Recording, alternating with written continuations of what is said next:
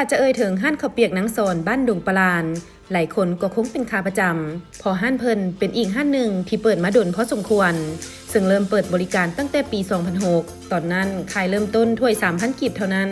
จนวันเวลาผ่านไปเศรษฐกิจบ้านเฮาได้มีการเปลี่ยนแปลงขึ้นตามเศรษฐกิจโลกจึงเห็นให้การค้าขายก็มีการเน่งติงขึ้นตามสภาพความเป็นจริงสังเกตจากราคา 3,000 สู่ 30,000 ในปัจจุบันแต่ลูกค้าก็ยังคงหนาแน่นบ่ขาดสายในแต่ละมือทั้งนี้ก็ย้อนว่าข้าวเปียกห้านเพิ่นจะเน้นคุณภาพเป็นหลักเน้นความสะอาดความสดใหม่รสชาติบ่เปลี่ยนแปลงที่สำคัญไปกว่านั้นก็คือการบริการที่ว่องไวทันใจและความเป็นกันเองของผู้ขายกับลูกค้าได้เป็นสาเหตุหนึ่งที่เฮ็ดให้ห้านข้าวเปียกคล้องใจลูกค้ามายาวนานถึงว่าจะมีการแข่งขันกันสูงในอาชีพนี้ก็ตามนางสอนให้ฮู้ว่าจุดเริ่มต้นที่ได้มาเฮ็ดอาชีพนี้ก็ย้อนครอบครัวมากินข้าวเปียกอยู่แล้วส่วนหลายทางครอบครัวได้ไปเลาะกินข้าวเปียกในหลายๆห้านในนครหลวงจันทร์ฉะนั้นตนเองได้มีแนวคิดอยากเปิดห้านขายข้าวเปียกจึงปรึกษากับครอบครัวแล้วเริ่มเปิดแต่ปี 2006 เป็นต้นมาซึ่งในระยะนั้นขายข้าวเปียกข้าวถ้วยละ 3,000 กีบข้าวเปียกเส้น 5,000 กีบเท่านั้นเห็นว่ามีการตอบรับที่ดีจากลูกค้าพอลูกค้าเข้ามาใช้บริการอย่างหลวงหลายในแต่ละมือ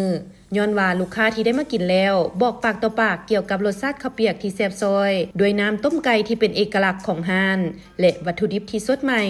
การบริการที่ดีเฮ็ดให้ลูกค้าติดอกติดใจจนหลายคนก็กลายเป็นลูกค้าประจำมาแต่โดนนานจนถึงทุกวันนี้ซึ่งผู้เขียนก็ได้มีโอกาสไปนั่งกินข้าวเปียกอยู่ห้านเพิ่นและได้สังเกตเห็นว่าในระหว่างตอนสวยแมนโต๊ะเต็มบางเทื่อลูกค้าจนได้ท่าคิวหรือบางคนก็สั่งกลับบ้านย้อนโต๊ะบ่ว่างสำหรับห้านข้าวเปียกแห่งนี้แม่นเน้นข้าวเปียกไก่โดยจะใส่ทุกส่วนของไก่บ่ว่าจะเป็นซีนตับไตไข่ที่สดใหม่ในแต่ละมื้อโดยมื้อหนึ่งจะต้มไก่ประมาณ30กว่าโตหรือหลายกว่านี้จึงเฮ็ดให้น้ำต้มข้าวเปียกมีความแซ่บแบบมีเอกลักษณ์เฉพาะของห้านบวกใส่เส้นข้าวเปียกแซ่บโพไซที่มีความเหนียวนุ่มยิ่งเพิ่มอรรถรสขึ้นตื่มซึ่งราคาข้าวเปียกก็จะปรับขึ้นตามเศรษฐกิจเนื่องจากว่าค่าของชีพแพงเฮ็ดให้ต้นทุนเพิ่มขึ้นจากเมื่อก่อนหลายคิดเบิ่งว่าจากถ้วย 5,000 ในปี 2006 มาปัจจุบันนี้ขายเริ่มต้นถ้วย 30,000 กีบขึ้นไปแล้วแต่ถ้วยน้อยกลางใหญ่แต่ถ้าตื่มตอนไกลแม่นตอน 10,000 กีบแต่สำหรับราคานี้ห้ำฮ้องว่าได้หลายแท้บางคนจนบอกว่าขนาดถ้วยน้อยยังกินบ่อย่างหมดนอกนั้นทางห้านก็ยังขายข้าวขาหมูราคาเริ่มต้นแม่น 30,000 กีบขึ้นไปซึ่งข้าวขาหมูทางห้านเพิ่นก็มีสูตรเฉพาะสดใหม่ทุกมื้อพร้อมนั้นยังมีกาแฟโอวัลตินน้ำดื่มหัวเสือและน้ำอื่นๆอีกหลายอย่างไว้คอยบริการลูกค้านำด้วยนางสอนได้เว้าเติมอีกว่าภายหลังมาเฮ็ดอาชีพขายข้าวเปียกเฮ็ดให้ครอบครัวมีรายรับเพิ่มขึ้นกว่าเมื่อก่อนหลายสามารถส่งลูกทำเรียนหนังสือมีทุนหมุนเวียนในแต่ละมื้อและภาคส่วนหนึ่งก็สามารถแบ่งปันให้พี่น้องลูกหลานที่มาช่วยเพราะว่าห้านเฮาบ่จ้างพนักงานเฮ็ดแบบครอบครัวจึงมีความสะดวกสบายเฮ็ดเวียกก็ง่ายเข้าใจกันมีหยังก็สามารถช่วยเหลือกันได้สำหรับท่านใดที่มักกินอาหารประเภทเส้นอยากขอแนะนำเลย